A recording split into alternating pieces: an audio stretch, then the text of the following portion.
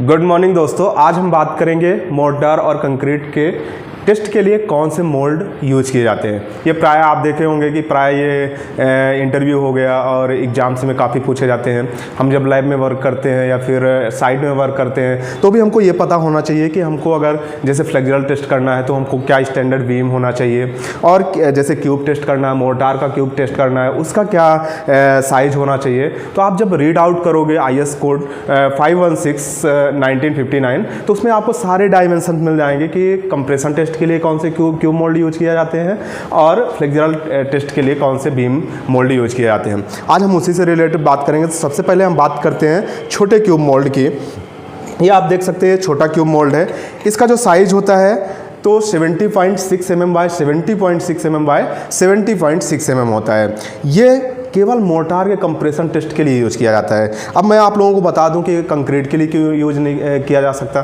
तो कंक्रीट के लिए हम इसलिए यूज नहीं करते क्योंकि हमारा कंक्रीट का जो पार्टिकल होता है, एग्रीगेट का पार्टिकल, वो बड़ा होता है। इसलिए हम जब कभी मोर्टार का स्ट्रक्चर बनता है तो मोर्टार के कंप्रेशन टेस्ट के लिए हम क्या करते हैं, ये छोटा क्यूब मोल्ड का यूज करते हैं। इसका स्टैंडर्ड साइज हमने आप लोगों को बता ही दिया कि 70.6 mm by 70.6 mm by 70.6 mm होता है।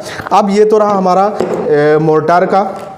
आप देख सकते हैं जब हम इसको ओपन करेंगे तो ये हमारा डायरेक्ट ये मोर्टार का क्यूब है। तो ये 70.6 mm by 70.6 mm by 70.6 mm इसका साइज है।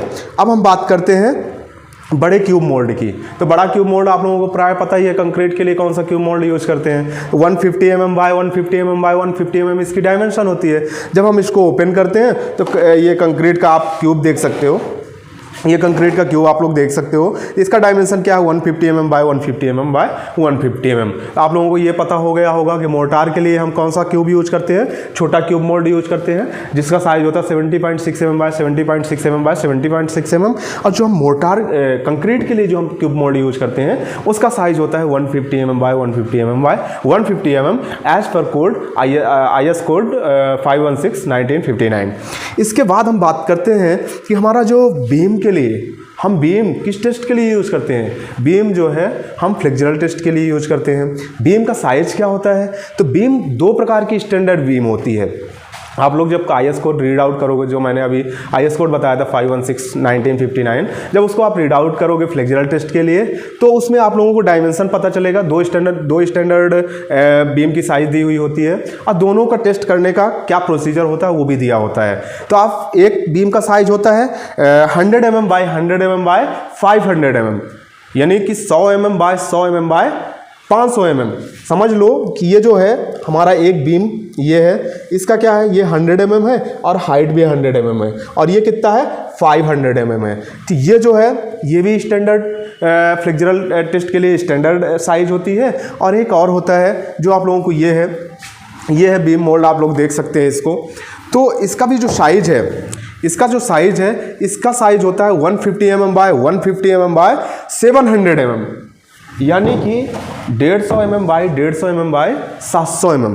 तो दो प्रकार की फ्लेक्सुरल टेस्ट करने के लिए दो प्रकार की स्टैंडर्ड साइज होती है। अगर आप लोगों को कभी इंटरव्यू में पूछा जाता है तो आप लोग बता सकते हो कि फ्लेक्सुरल के लिए दो स्टैंडर्ड साइज की बीम होती है। एक होता है 100 mm by 100 mm by 500 mm और एक होता है 150 mm by 150 mm by 700 mm, है ना। तो अब आप लोगों को मैं ये भी बता दूं कि आखिर में ये स्टील मोल्ड है और ये प्लास्टिक मोल्ड है। आप लोगों के माइंड में ये भी आता होगा कि आखिर में स्टील मोल्ड कहाँ यूज़ करते हैं और प्लास्टिक मोल्ड कहाँ यूज़ करते हैं। तो स्टील मोल्ड जो है आप लोगों को बता दूं कि स्टील मोल्ड तो आप कहीं भी, रिसर्च सेंटर हो गया, लैब हो गया, साइट हो गया, हर एक प्लेस में आप यूज़ कर सकते हो। बट प्लास्टिक मोल्ड हम कहाँ यूज करते हैं, प्लास्टिक मोल्ड हम रिसर्च सेंटर में यूज करते हैं। किसके लिए यूज करते हैं, हम करते हैं जैसे मान चलो हमको मैग्नेटिक फील्ड में वर्क करना हो तो वहाँ पे हम प्लास्टिक मोल्ड का यूज करते हैं। मैग्नेटिक फील्ड वाले प्लेस में हम स्टील क्यूब का, स्टील बीम का यूज हम नहीं कर सकते क्योंकि हमारा जो मैग्नेटिक फील्ड है, मैग्नेटिक फ्लक्स है, वो डिफेक्ट हो जाता है। इसलिए हम क्या करते हैं, रिसर्च सेंटर में अगर हम मैग्नेटिक फील्ड में वर्क करना हो तो हम प्लास्टिक बीम या प्लास्टिक क्यूब, आप देख सकते हैं ये प्लास्टिक क्यूब है जिसका साइज है 150 mm by 150 mm by 150 mm, यानी स्टैंडर्ड बीम और जो क्यूब है दोनों की साइज स्टैंडर्ड सेम ही रहेगा, उसमें चेंजेस नहीं रहेंगे। बस फर्क इतना होता है कि ये स्टील का मोल्ड है और ये प्लास्टिक का मोल्ड है। अब आप लोगों को ये पता होगा कि इसको जो ओपन करते हैं तो ओपन कैसे करते हैं, आप लोग देख रहे होंगे इनमें स्क्रू लगा हुआ है। स्क्रू हम सिंपली जो स्टील मोल्ड होता है सिंपली हम स्क्रू की मदद से उसको खोल लेते हैं, खोल के हम उसको कास्टिंग कर लेते हैं, कास्टिंग के बाद ओपन भी कर लेते हैं। लेकिन जो हमारा स्टील ये प्लास्टिक मोल्ड है, प्लास्टिक मोल्ड को आप देख सकते हैं कि कैसे ओपन किया जाता है। इसमें स्क्रू वगैरह तो दिया नहीं है, तो आप देख सकते हैं कि यहाँ पे एक पॉइंट दिया हुआ है, तो इसको हम एयर कंप्रेस करके खोलते हैं। हम आप लोगों को अभी प्रैक्टिकली करके बता देता हूँ कि प्लास्टिक क्यूब को कैसे खोला जाता है। तो ये हमारा देखो कि हमने प्लास्टिक मोल्ड में इस बीम को कास्ट कर रखा है। अब इसको हम बताते हैं कि इसको ओपन कैसे करना है। एयर कंप्रेसर की मदद से इसको ओपन करना रहता है। तो ये आप लोग देखो, इसको हमको पलटाना है, पलटाना एक पॉइंट दिया है, पॉइंट को क्या करना है आप लोग देख सकते हैं, ये एयर कंप्रेसर है। एयर कंप्रेसर की मदद से हम इसको क्या करते हैं, कंप्रेस करते हैं, है ना।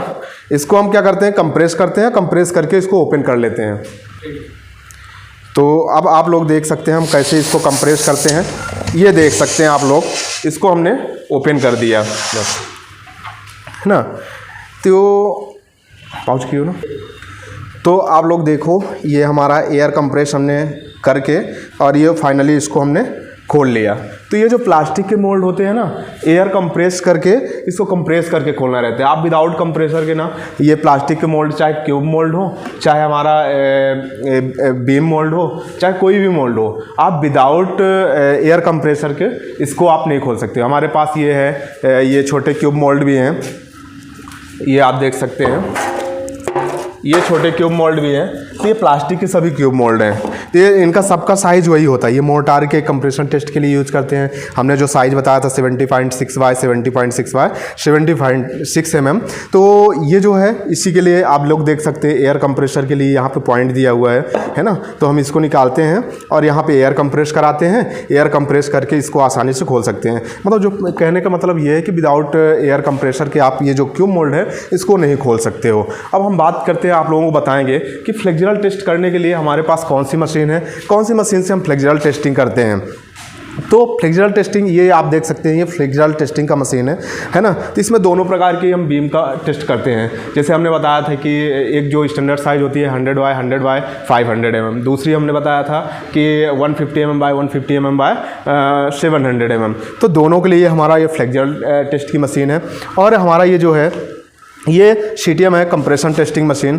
तो ये जो है ये हमारा क्या करता है, ये सभी टेस्ट के लिए है, मतलब कंप्रेशन टेस्ट के लिए है। हमारा जो छोटा साइज़ का क्यूब है या फिर बड़ा साइज़ का, छोटा साइज़ का क्यूब जो है हमारा मोर्टार का है, उसके लिए भी हम टेस्ट कर सकते हैं कंप्रेशन टेस्ट। और जो हमारा बड़ा साइज़ का कंक्रीट क्यूब है उसके लिए भी हम कंप्रेशन टेस्ट इसमें कर सकते हैं। तो मैं आप लोगों को बता दूँ कि इसके बाद में आज हमने ये, हमारा बताने का मेन पर्पस ये था कि बहुत सारे लोग हमको बोल रहे थे कि सर एक्चुअल में इंटरव्यू में पूछे जाते हैं कि कौन सा क्यूब मोल्ड किस जगह पे यूज़ करते हैं और क्या साइज होता है। क्योंकि मैंने भी देखा कि इंटरव्यू हो गए, एग्ज़ाम हो गए, काफ़ी जगहों में ये सारी चीज़ें मैक्सिमम पूछी जाती है। अगर आप लैब में वर्क कर रहे हो तो भी ये चीज़ें कॉमन है पूछा जाना। तो आप लोगों को अब हम नेक्स्ट वीडियो में कि कंप्रेशन टेस्ट कैसे करते हैं और फ्लेक्सुरल टेस्ट कैसे करते हैं, है ना। ये सारी चीज़ों पे हम डिटेल बात करेंगे। Okay, thank you so much for watching this video. अगर हमारे वीडियो में आप नए हो तो आप हमारे चैनल को सब्सक्राइब करें। Okay, thank you so much.